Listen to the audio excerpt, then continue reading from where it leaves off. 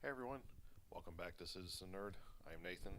In this video we're going to actually look at the Acer Chromebook R13, which I get a hold of, and kind of do a simple review of what it actually can do and what it has. A couple things I think they could make a little better. So anyway, let's get to it. This is an upgraded version from the things that we actually handed out in our one-to-one program this year at my work.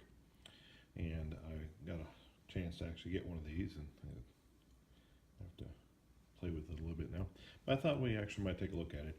This one, as opposed to the other ones, is an all aluminum case, which you can see is actually brushed aluminum sides and everything else.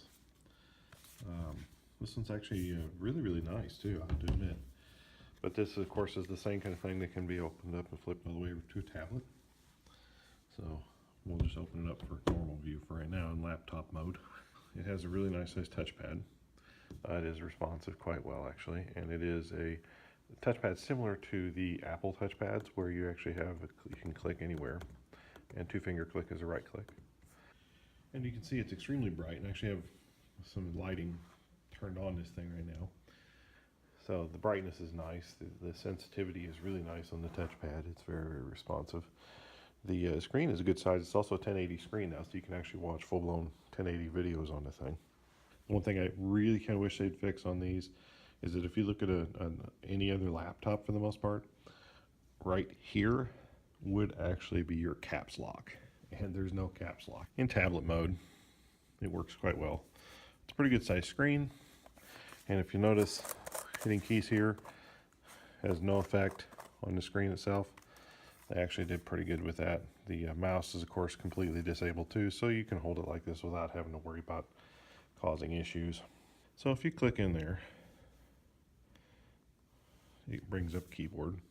It's like any modern tablet. The weight is not too bad. It's actually a little heavier, being that it's, all the external parts of this are all aluminum. It actually is pretty durable. The inside frame here is not. It is plastic, but the hinge design on this is nice because it goes all the way across here. This is the version that we handed out to the kids. You notice the hinges are only this big, whereas this one has a full-size hinge. This is actually aluminum here, but this is not. This is plastic, whereas this one is all aluminum. It's a little more expensive, though, at around $400. Go.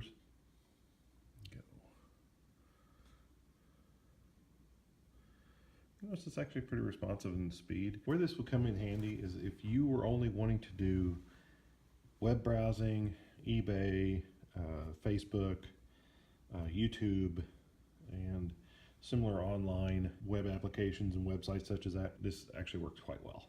It's very responsive, it's very fast. It plays YouTube videos in full 1080 with no problem at all, assuming the Wi-Fi connection is decent. It is a full AC compatible wireless in there, so it will do the fastest stuff that is currently available, at least as of today, commercially for the most part.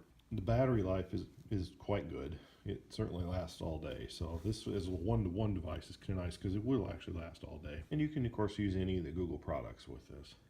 That would suit probably 95% of everyone's needs that's out there. One thing that I do not like about this one, the charging port.